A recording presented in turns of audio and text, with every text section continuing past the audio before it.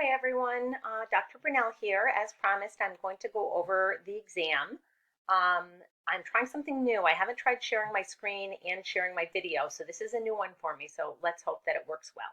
I'm not going to go over every question, just the ones that looked like people had, that quite a few people had difficulty with. There were many questions that just about everybody got right, and if you got a question wrong and you truly don't understand why, because it gave you the corrections on the screen, if you don't understand the correct answer, definitely send me an email and we can set up a time to talk, or I can email you back a more clear explanation. So we're going to jump right in and we're going to go to question 2. Explicit instruction contains all the following instructional choices except. So that's a key word. I made it bold so you would get the except. If you look at the choices, there's direct instruction, which is explicit, task analysis, which is explicit. Explicit means that it's very apparent. There's self-discovery, and there's teacher regulation of learning. So of all those four, self-discovery is the only one that is very student-directed and not requiring a lot of hands-on with the teacher. And when we talk about explicit instruction, we're talking about very planned instruction by the teacher. And that's why the except is except self-discovery. Okay, we're going to scroll all the way down to number 9. A functional analysis attempts to verify the function of student behavior, provide an intervention for student behavior, identify potential functions of student behavior, or none of the above. And the correct answer is identify potential functions of student behavior. So a functional analysis, or a functional behavioral analysis as it's sometimes called, really is to try to figure out what the function of a behavior is. So you shouldn't go into a functional behavioral analysis already sort of thinking you know the answer. You want it to unfold as part of the analysis. After you do a functional behavioral analysis, you would then provide an intervention, and that tool that you use to, or report that you use to document all that, is called a behavior intervention plan. So I hope that is a little bit more clear now. We're going to skip over to question 12. In general, all behaviors occur to either obtain positive reinforcement or to avoid, which is negative reinforcement. One of the following except consequences, activities or tasks, attention, or sensory conditions.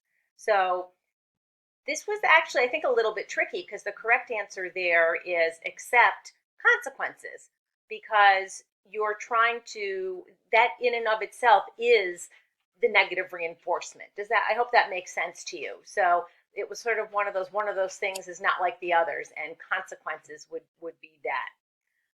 We're going to skip now to, let's see, 13.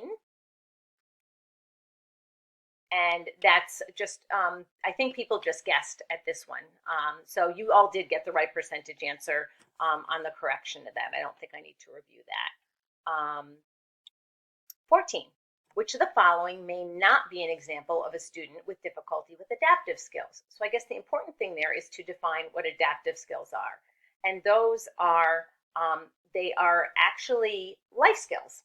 So if you look at this one was a little bit tricky. So forgetting to look both ways when you cross the street, definitely a life skill.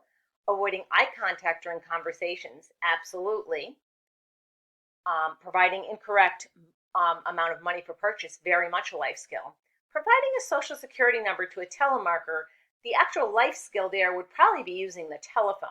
The actual providing a social security number to a telemarketer is not an adaptive skill as much as it is a safety skill. That is why that is the answer. Okay.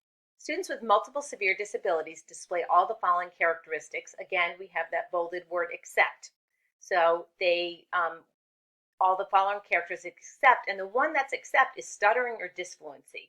Typically stuttering or disfluency, as you know, our candidate for president, Joe Biden, has stuttering or disfluency, is typically not a hallmark of somebody who has multiple severe disabilities. That's typically a very specific expressive language disability.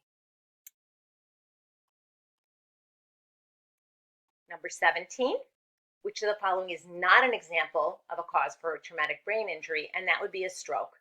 Head injury, traumatic brain injury, shaken baby syndrome, again, brain injury, a concussion, bang your head, brain injury. A stroke is different. That's a cardiovascular incident.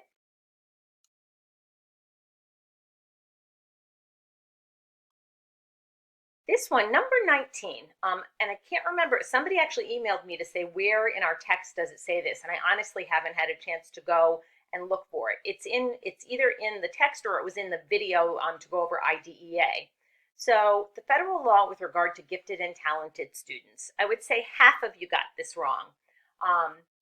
It's a little bit tricky because the IDEA, the Individuals with Disabilities Education Act, requires that you have child find. So you look for children, and if somebody is suspected to have be gifted or talented, that it would require an identification of those services. There is no funding for gifted and talented, and so there's no funding. It does not require any services, although individual states could have their own mandates. I am not aware of any mandate in Massachusetts or Connecticut at this point, other than the mandate for the identification of a child that might be gifted and talented. Individual school districts frequently have their own gifted and talented programs, and historically, those are the programs in many school districts that get cut when there are funding issues, when there are budgeting issues. So it really is going to be very state dependent, one, and then district dependent, two. So remember that federal law with regard to gifted and talented students just has that child find, that identification requirement. And that was really the questions that I saw that more than 5 people got those questions incorrect. Question 21, almost everybody got full points. I did think there was some confusion perhaps with going to page 317 in your text, and I did email a couple of you to let you know that if you have a different edition of the book and 317 did not have strategies for effective teaching and learning, just take a screenshot or a photograph of that page, send it to me, and if we verify that your 317 looks different than my 317, I will absolutely allow you time to make up getting those 20 points and being able to email me your answer to that. So I hope that was helpful.